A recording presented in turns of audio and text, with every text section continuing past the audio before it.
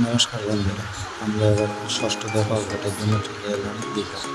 এখানে আস্তে আস্তে কাল রাত প্রায় 1টা বাজে। আর এই যে আমাদের হোটেল খাদাল গোবরা হাই স্কুল।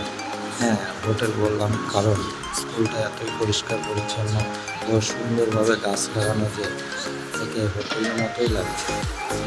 আপনারা নিজের চোখে দেখুন কত পরিষ্কার পরিচ্ছন্ন এবং সুন্দরভাবে গোছানো।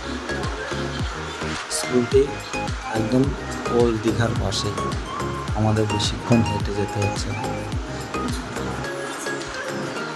দীঘা এসেছি আর নিচে ঘুমাবো, তাই আমি দুই বন্ধু মিলে স্কুলের বেঞ্চ দিয়ে একটি খাট বানিয়ে নিলাম এবং আমরা দুজন ওখানে আছি আর বাকিরা সবাই নিচে শুয়ে আছে।